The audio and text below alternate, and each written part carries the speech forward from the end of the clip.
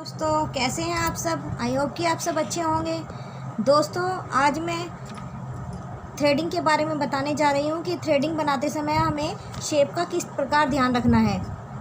तो दोस्तों वीडियो शुरू होने से पहले अगर आपको मेरी वीडियो अच्छी लगे तो लाइक ज़रूर करिएगा, और अगर आपने मेरे चैनल को सब्सक्राइब नहीं किया है तो सब्सक्राइब ज़रूर करिएगा, और बेल आइकॉन को दबाना मत भूलिएगा। इससे मेरे जो भी नई वीडियो आएगी उसका नोटिफिकेशन आपको मिल जाएगा।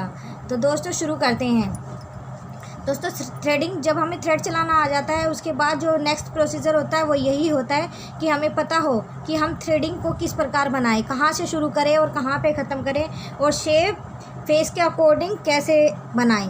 तो दोस्तों सबसे पहले जो होता है वो होता है राउंड फेस। राउंड फेस पर हमेशा आर्च जैसे कहते हैं, उठी हुई जैसे कई लोग कहते हैं, तो आर्च थ्रेडिंग बनती है। वही ज़्यादा हमें जो मतलब फेस पे, राउंड फेस पे है ना, सूट वही करती है। तो आगे से दोस्तों ये जो हमारा होता है फेस का आगे का जो मेन वो होता है, यहाँ के बाल कभी भी हमें निकालने नहीं चाहिए। और हमेशा थोड़ा सा शुरुआत में, जब भी आप बिगिनर हैं तो आप शुरुआत में कभी भी ये ना सोचें कि एकदम परफेक्ट आप थ्रेडिंग कर दें, तो उसकी वजह से है ना थोड़ी प्रॉब्लम हो जाती है कि जो थ्रेडिंग के बाल है ना वो एक्स्ट्रा निकल जाते हैं। तो इसलिए आप हमेशा रफली थोड़ी थ्रेडिंग करें। तो पहले यहाँ पे ये चीज़ होती है ये कभी ना छेड़ें, इसको छोड़ते हुए ही थोड़ा थ्रेडिंग बनाएं। उसके बाद जो ऊपर की साइड से है, ऊपर की साइड से हमेशा बनाते हुए हमेशा सिर्फ रफली थोड़ा सा जो थ्रेडिंग है हमारी उससे दूर ही ऐसे हल्का ऐसे बनाते हुए फिर नीचे की साइड थोड़ा साइड से ऐसे जाते रहें। आप देखते रहिएगा। फिर उसके बाद आते हैं हम नीचे। यहाँ पे हमें ज़्यादा शार्प नहीं बनानी है, थोड़ा सा रफली बनाते हुए जाएं ताकि एक्स्ट्रा हेयर ना निकल जाए, क्योंकि पूरी शेप बनने के बाद फिर आपको खुद ही पता चल जाता है कि यहाँ पे हमें कितने बाल निकालने की ज़रूरत है। तो ये जो हमारा होता है ये हमारा होता है आर्च।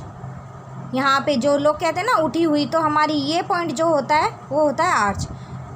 तो दोस्तों ये जो यहाँ से फिर आप स्टार्ट करेंगे नीचे की साइड से ले जाते हुए हल्का बाल निकालते हुए थोड़ा सा जो सेंटर है ये सेंटर में जाके थोड़ा सा अंदर की साइड से बाल निकालेंगे ऐसे,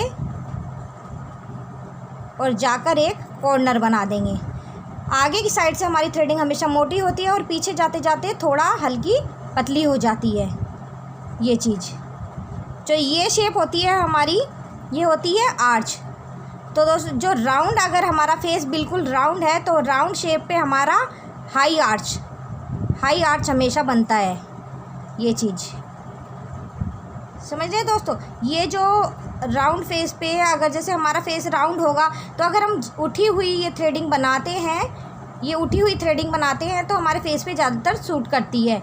और नीचे से हमारा जितना निकाल सकते हैं अकॉर्डिंगली हेयर ग्रोथ भी उसकी होनी चाहिए। कस्टमर जो आपका है उसकी हेयर ग्रोथ भी होनी चाहिए। तो कोशिश यही कीजिएगा कि एक्स्ट्रा ना निकले। तो ये हमारी हो गई हाई आर्च शेप। जो हाई आर्च शेप है वो हमारी ऐसे ही होती है, यहाँ से उठी हुई जो शेप होती है।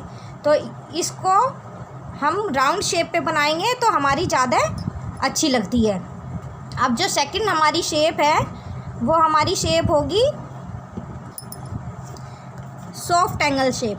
तो जो हम अगर सॉफ्ट एंगल शेप किस पे अच्छी लगती है, वो लगती है आउल शेप पे। जिन लोगों का आउल शेप होता है उस शेप पर सॉफ्ट एंगल शेप अच्छी लगती है। जो सॉफ्ट एंगल शेप होती है वो होती है, ये आगे से स्टार्ट करेंगे।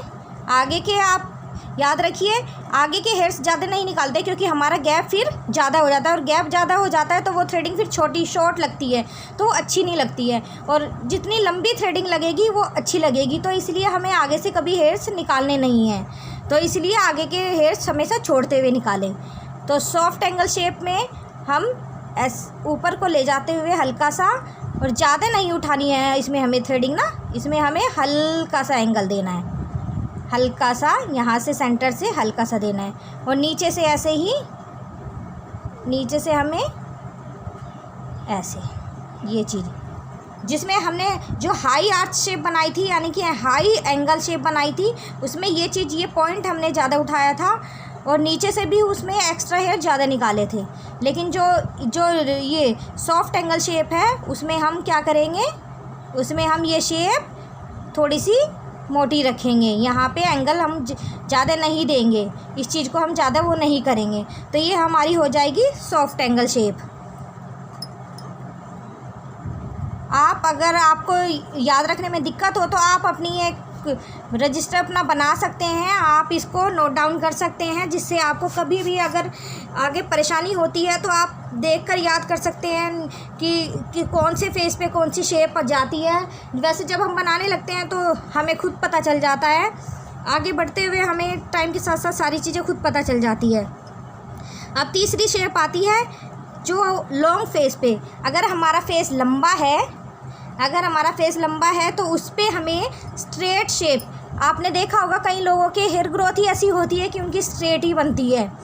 तो अगर जैसे लंबा फेस होगा दोस्तों, तो जब अगर हम उस पर स्ट्रेट शेप बनाते हैं तो फेस थोड़ा राउंड में लगता है, थोड़ा सा ये लंबाई उसकी वो नहीं लगती है। अगर हम लॉन्ग फेस पे उठी हुई थ्रेडिंग बना देंगे, यानी कि हाई आर्च शेप बना देंगे या एंगल शेप बना देंगे, तो उस पर वो फेस हमारा और लंबा लगता है। लेकिन अगर हम लॉन्ग फेस पे, लंबे फेस पे अगर हम स्ट्रेट शेप बनाएंगे, थोड़ी सी सीधी शेप बनाएंगे, तो फिर हमारा फेस थोड़ा सा कम लंबा लगेगा, राउंड लगेगा फेस के अकॉर्डिंगली। इसलिए हम हमेशा थ्रेडिंग की शेप दी जाती है। तो दोस्तों ये हमारी स्ट्रेट शेप हमारी आएगी ऐसे, ये हमारी है स्ट्रेट शेप। स्ट्रेट शेप में हमारा अगर लॉन्ग फेस है तो वो हमारा ज़्यादा लॉन्ग नहीं लगेगा, वो हमारे पर सूट करती है। तो लॉन्ग फेस पर स्ट्रेट शेप।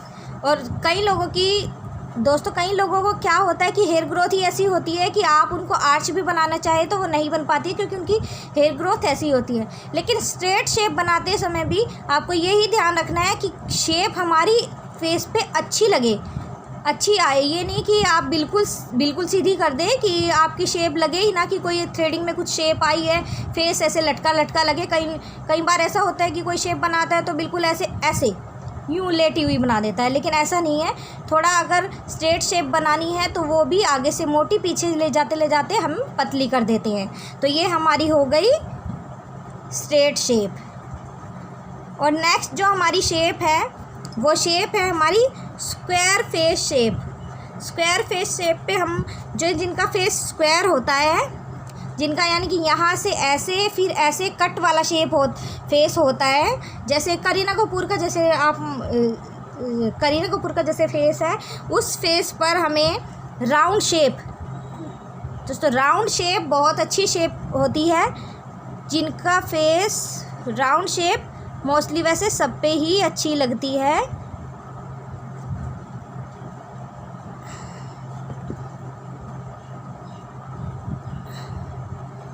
राउंड शेप सब पे ही अच्छी लगती है।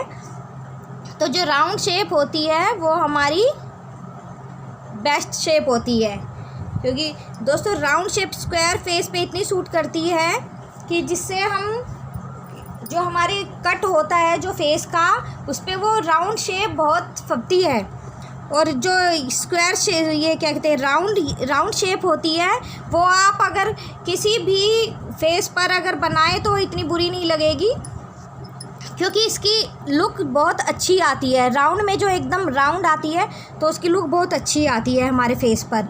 और स्क्वायर फेस पर राउंड, या फिर राउंड के बाद एक जो एस शेप होती है हमारी, वो भी बहुत अच्छी लगती है। एस शेप में क्या होता है, एस शेप में दोस्तों ये ऐसे, और एस शेप में यहाँ से जो हमारी होती है वो शेप हमारी ऐसे करके होती है।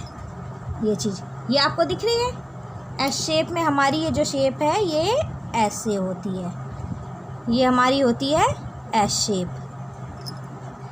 थ्रेडिंग बनाते वक्त आपको सिर्फ एक बात का सबसे ज़्यादा ध्यान रखना है, वो ध्यान यही रखना है कि जब हम थ्रेडिंग स्टार्ट करते हैं तो आप गैप ज़्यादा नहीं करेंगे, यहाँ के बाल नहीं छेड़ेंगे, यहाँ के बाल ज़्यादा नहीं निकालेंगे। और और यहाँ से सिर्फ रफली करेंगे और जब थ्रेडिंग की शेप बन जाती है उसके बाद देखेंगे, अगर ज़रूरत है तो उसके हिसाब से ऊपर से करेंगे, नहीं तो नीचे से ही थ्रेडिंग की शेप देने की कोशिश करेंगे। तो आपको आप जो थ्रेडिंग बनाएंगे लोगों को वो बखूबी बहुत अच्छी लगेगी। तो तो मैं आज आपको जो मैंने समझाया आपको समझ में आ गया होगा। उसके बाद मैं आपको एक बात और बताना चाहती हूँ दोस्तों, कि कभी भी थ्रेडिंग जब आप स्टार्ट करें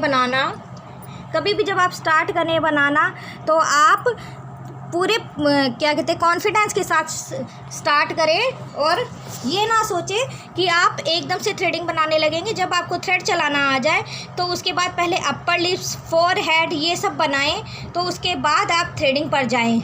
और शुरू में दोस्तों आप थ्रेडिंग के साथ साथ थ्रेडिंग जब बनाएं तो उसके जब थ्रेडिंग बनाएं तो फिर एक्स्ट्रा हेयर ही निकालें।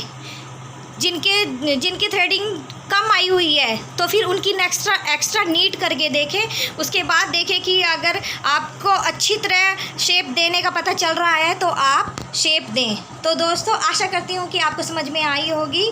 तो अगर मेरी वीडियो अच्छी लगे तो उसको लाइक ज़रूर करिएगा और सब्सक्राइब करना मत भूलिएगा, बेल आइकन को ज़रूर दबाइएगा और कमेंट्स करना मत भूलिएगा। थैंक यू दोस्तों।